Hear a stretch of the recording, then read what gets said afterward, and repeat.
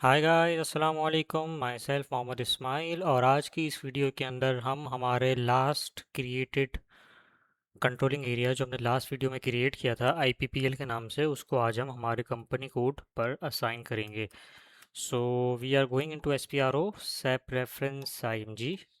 और यहाँ पे जैसे कि मैंने आपको बताया था, इंटरप्राइज स्ट्रक्चर के फोल्डर के अंदर हम जाएंगे। रीज़न बीइंग कि कंट्रोलिंग एरिया हमारा इटसेल्फ इंटरप्राइज स्ट्रक्चर का हिस्सा है, और इन अदर वर्ड्स इसको आप एक ऑर्गेनाइजेशनल यूनिट भी कह सकते हैं in controlling. Alright, enterprise structure के अंदर जाएंगे क्योंकि आज हमारा जो एजेंडा है वो परटेन करता है असाइनमेंट से रिलेटेड। ऑलराइट, तो इसीलिए आज हम असाइनमेंट में जाएंगे।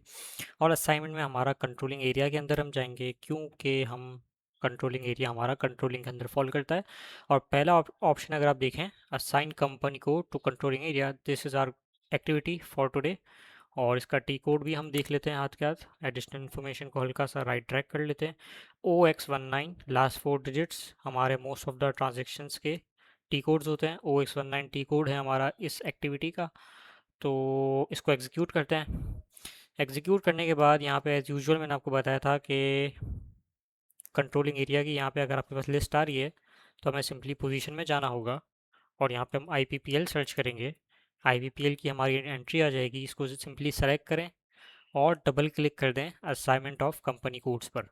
ऑलराइट, तो यहाँ पे आपके पास कंपनी कोड की लिस्ट आ जाएगी, उन कंपनी कोड्स की जो इस कंट्रोलिंग एरिया IPPL पर असाइंड हैं।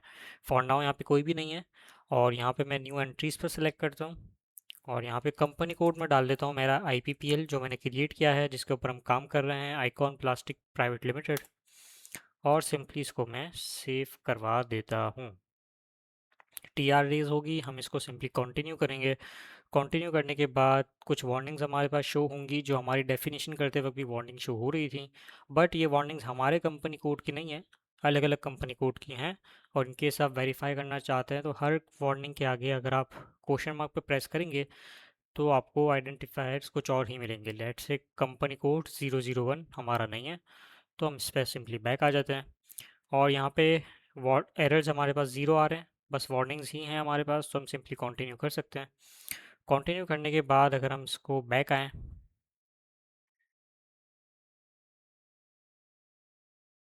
और वापस असाइन में जाते हैं, वेरीफाई कर लेते हैं एक बार कि हमारा IPPL के अंदर हमारा कंपनी कोड सेव हो चुका है या नहीं हुआ।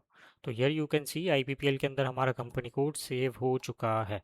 ऑलराइट, तो इन अदर वर्ड्स अगर मैं आपको मज़ीद बताना चाहूँ तो हम यहाँ पे मज़ीद एंट्री क्रिएट नहीं कर सकते। रीज़न क्या था? रीज़न सिंपली ये था कि हमारा जो कंट्रोलिंग एरिया था IPPL, वो हमने उसको सेट किया था कंपनी कोड के रिलेशन के लिए 1 to 1। ऑलराइट, एक कंट्रोलिंग एरिया एक ही कंपनी कोड पे असाइन हो सकता है, इससे ज़्यादा नहीं होगा।